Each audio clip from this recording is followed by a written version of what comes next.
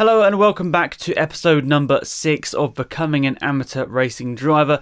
Thank you to everyone who supported this series and also the longer extended cut of our documentary as well. It's much appreciated. I realise it's a new era for my channel, so I really appreciate everyone who's stuck around and possibly some new guys that have joined us since. But nonetheless, episode number 6 of Becoming an Amateur Racing Driver is going to be focusing on motorsport safety equipment. The main pieces of equipment you're going to need before you go racing are the helmet, the balaclava, the hands device, and then also the suit, race boots, race gloves, and possibly fireproof underwear as well.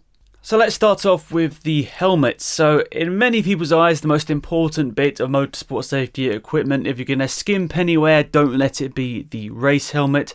And also I guess the most iconic part of being a racing driver, because it's not many sports where you have a piece of equipment that can be so customized and also so suited to the person. So this is what I got for my first motor race. This is a Bell Sport 5, as it says on the side there. So this wasn't the absolute cheapest motorsport helmet that you could have got out there. It was still cheap in comparison to what you can spend. I think it was about £450, whereas the cheapest motorsport helmet you can see for about £250. But of course, I just wanted that extra layer of safety, and for me, most importantly, inside it just had the right padding and it was the most comfortable for me. So if you're going to be racing in the UK, you need a helmet that is Snell approved. Now, most helmets in the UK are FIA approved, but that's an extra sort of safety standard that you don't actually need to make to sort of do club racing in the UK, or at least as I'm recording this video right now. Those regulations probably will change in the future. So this Bell helmet right here is FIA approved, whereas the absolute cheapest helmets are not going to be FIA approved. They're going to be Snell 2015 most likely. Now, if you're just going to be doing club racing in the UK and you don't really care about spending much on the helmet, go ahead, go and get a Snell approved helmet. But I wanted to get an FIA approved helmet for a couple of reasons. One, for the most important reason, is it's probably going to be a little bit more safe. The safety standards are going to be to a higher level. The FIA, of course, is known around the world as the sort of the motorsport governing body. And also, secondly, on a very, very unlikely chance I do race abroad, you need to have an FIA approved helmet to race abroad. So that's why I've got that as well. So say I did a race at Spa or, Zandvoort or something, and I needed to have a helmet, I didn't need to go ahead, or I won't need to go ahead and buy a new one because the one I've currently got is still up for it. But if you've only got a Snell approved helmet, you will need to either borrow or buy a brand new helmet just for going abroad and doing one race. If you are going on a really tight budget, you don't need to go out there and buy an FIA approved helmet, but there are certain series in the UK where you need an FIA approved helmet, for example. There are even some series in the UK where you need a carbon fibre FIA approved helmet to race. So look out for the regulations. It's mostly the club series. You'll be fine wearing a Snell helmet, but in my personal opinion, it's worth spending sort of 35-40% extra on the helmet. Even at the low level, spending £400 over £250. I'd rather spend a little bit more on the helmet and get a slightly better one, and one that fits perfectly to me, than sort of skimping out on this one, because of course this one in a lot of ways could save your life. Now, the most important thing when buying a race helmet is getting one that fits properly, because you don't want to be going around the track and the helmet bobbing around all over the place. So that's a couple of things, whether the padding is in the right place within the helmet, and also buying the right size. It's supposed to be quite tight. It's not supposed to be a loose fit. Now, forgive all the stickers on this. I did do this when I was about 15 or 16 years old, but this is a go-karting helmet. It was a motorbike helmet. This didn't fit me properly whatsoever. This was always loose, and that's partly because it's a cheap helmet, and also because it's not very well padded in the inside as well, and the sizing guide was not that great. So this was sort of just a sort of like probably an eBay special or something. So something that's normally bundled in with a helmet is the hands device. So I don't know whether you can see on the back there, it does say Hands Club Series by Stan 21. And well, basically this is, I think, probably the bottom of the range. I think there are a couple of different brands out there. There's basically, I think, a medium large and then a large, extra large, if I remember correctly. Sorry for the clinking noises. This is the larger one because I've got a bigger neck, I must do at least, and this was still quite tight, which is a little bit worrying. Now, until recently you didn't actually need a hands device to go racing, but now it is a requirement for all racing in the UK. Now, you can still do track days without having a hands device, and a lot of people don't run a hands device in track days because it's not as comfortable, let's say, as driving without one. But of course, I'd always drive with one now on a track if the seat belts are in the right place, because I think it's just so important to have that extra layer of safety when going racing. But if you look at hands devices as a whole, at the lower end of the scale, there's really not much between them. You're spending a couple of £100 on one. There isn't really sort of a cheap hands device. There's sort of a bottom level, but it's not like skimpy in any area really. It's just the bog standard.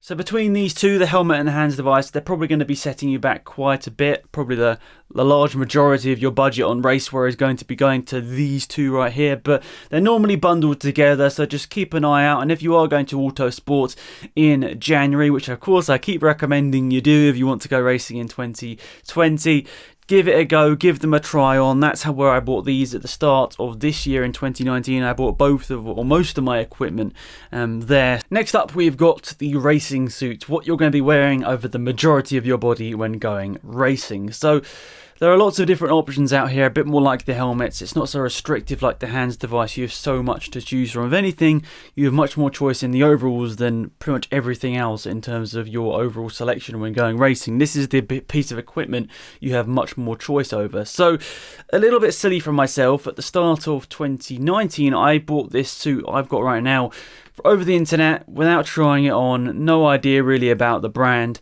Thankfully, it turns out the brand is a good one. The suit is pretty good quality for the price, but it doesn't fit quite properly. Unfortunately for me, at least, when going racing, I must have a slightly weird body. I mean, I know I'm tall, but my legs must be long or my body must be long or something like that, because the suit just didn't quite fit perfectly, and if I had tried it on beforehand, I wouldn't have had that issue and I would have steered clear of it.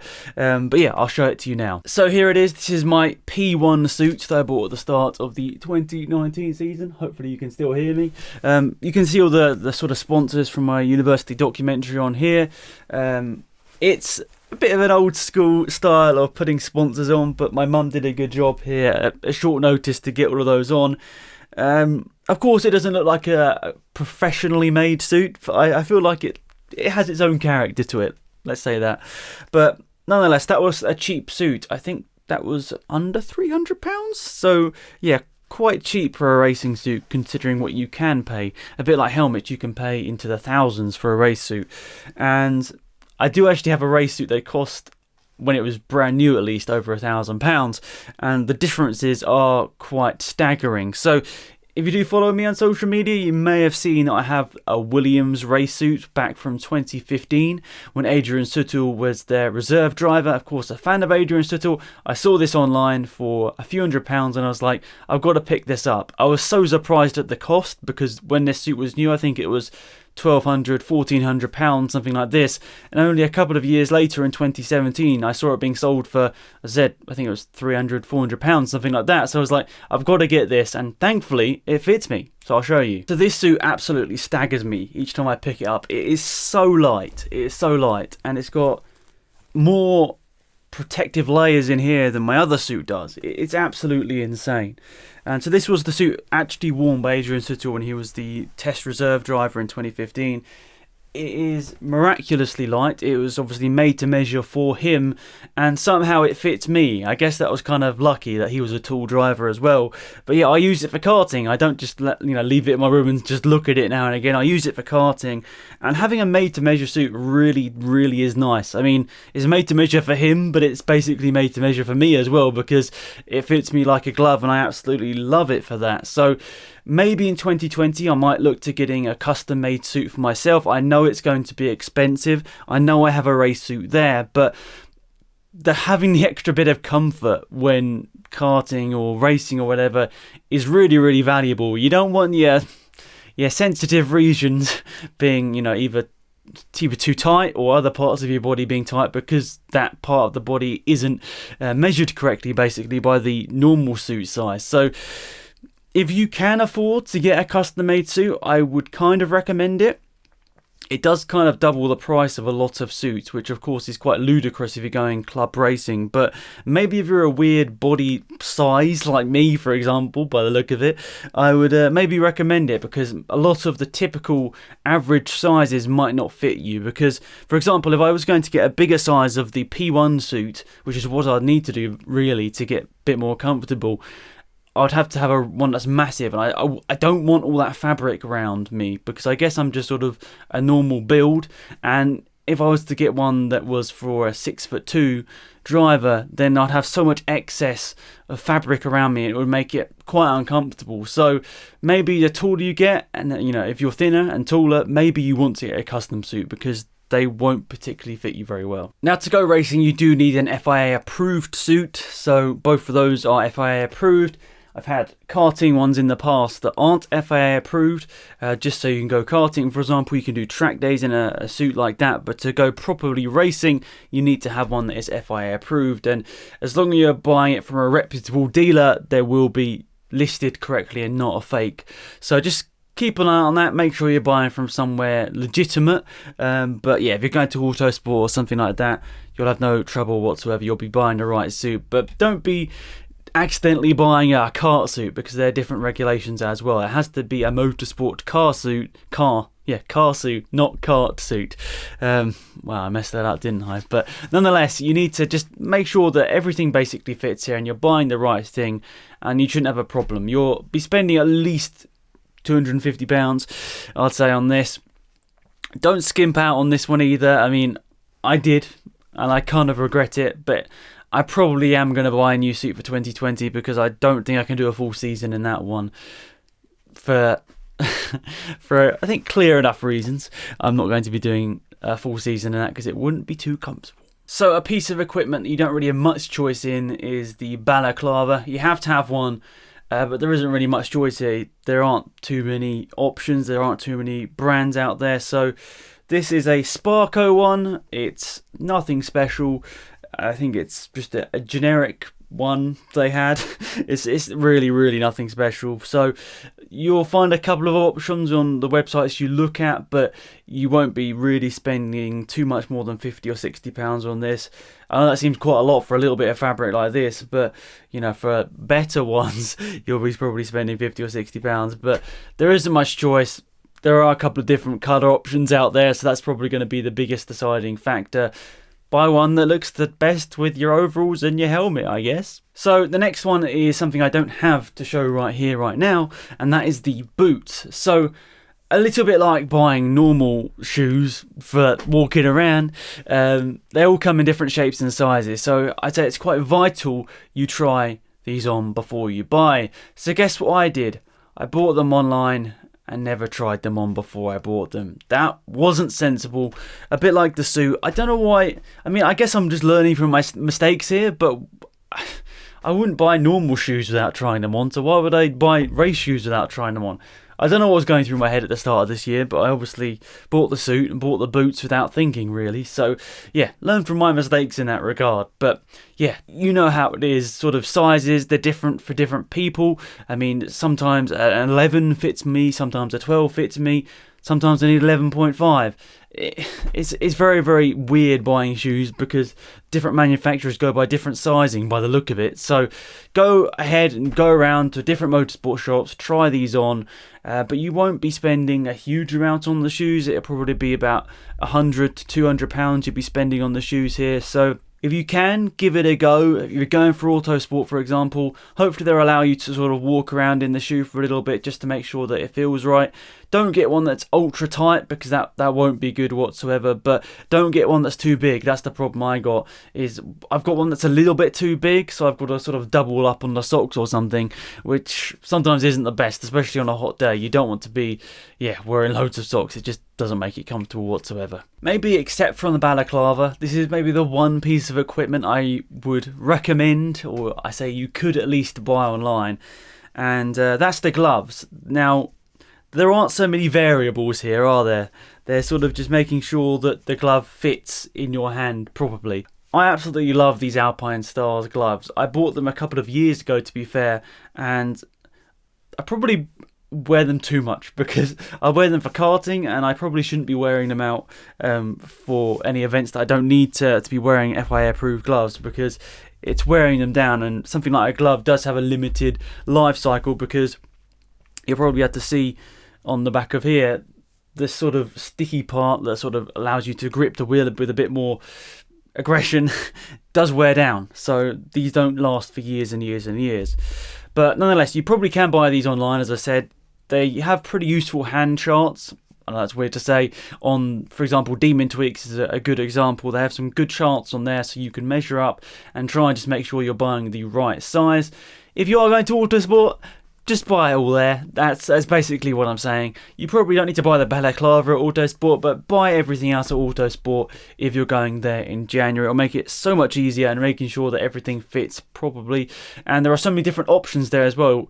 Whereas online, maybe you go to Demon Tweaks because that's the only option really for you in terms of a big choice. But when you go to an event like this in January, there are so many different retailers giving you so many different options. It's actually quite exciting. You can sort of mix and match and really get the best stuff for you in terms of cost, size and everything. Now, one quick note on gloves is that some of them have a elastic in the sort of wrist section, where some, like this one, have Velcro,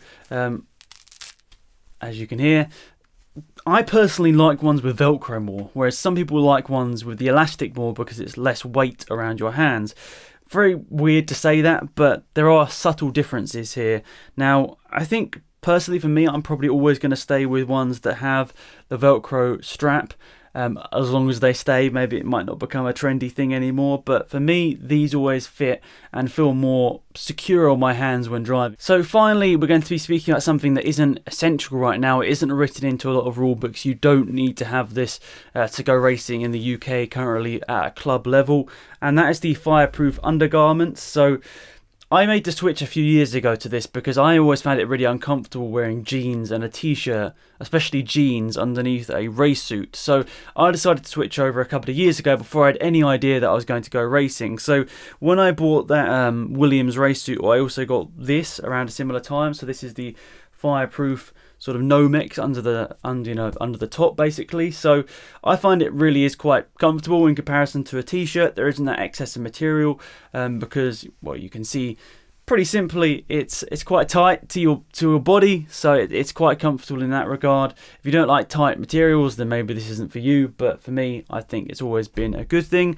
You've also got the bottoms as well, very similar, long-legged ones. I think you can get short ones as well, but they're much more comfortable, at least in my opinion, than wearing jeans underneath a race suit. And then I don't think actually a lot of people don't have these, but I don't know why I bought these, but I've got the socks as well for that. So they're actually quite thin. That's something I didn't really think about. They're quite thin, so you probably do have to double up with some socks anyway with these. But for me, it's mostly more comfortable, and also an extra layer of safety as well, which is sort of the most important thing. But I think the sort of leggings, the bottoms, they're much more comfortable than jeans or even joggers underneath a race suit. So that's something I definitely recommend if you're thinking about going racing. Not that expensive, okay? It's still going to cost you extra money that you might not want to spend, but not that much money in the grand scheme of things of motorsport. So of course we mentioned this in one of the first parts of this series, episode 1 or 2 I think, that there's a wide range of costs and qualities in motorsport equipment. I think it's very, very important that you do research into the brand that you're going to be buying. If it's a slightly obscure one, make sure it's right. Like P1, I hadn't really heard of them until I bought this. Then I did my research after buying it. Then thankfully all was good. But yeah, just do your research on the brands you're buying from. Thankfully for me, as of right now, everything that I bought is good. But I will probably be making a couple of subtle upgrades in 2020, mostly to the race suit. Might buy a new helmet. I don't know. We'll see what my budget extends to in 2020. But there's no need to buy a new helmet. There's probably more need to buy a set of overalls, which is probably what I'll do. But if you can afford to spend that little bit extra to get the proper equipment, do so. Please do so. Don't skimp out on race equipment, in my opinion. It's not worth it. If you're going to be saving £200 or £300 anywhere, there are better ways of doing it in motorsport, whether that be doing 1 day's less testing over a season or something like that. or maybe even entering one less race. I'd rather do that than skimp on the safety equipment at the end of the day. So that's it for this video. Thank you so much for tuning in once again. Massively appreciated. We're going to get into the final 2 episodes of this series soon, which is quite exciting. The next one is going to be obviously episode number 7, and that's going to be focusing on pre-race sort of things that you can do. I mean, what are the things you can do before your first motor race? Can you actually really build up much momentum going to that first race? Can you expect to go and win your first motor race? Who knows? We'll speak about that in the next episode. And the last episode will be sort of what you're going through on your first race meeting. What possibly could you encounter? And are there any things that you might not have thought of? I'll try my best to explain. So that's it. Thank you so much for watching. Please remember to drop a like on the video if you did enjoy it, and subscribe if you are new. It's been Alex, and I'll see you around very soon for another video. Goodbye.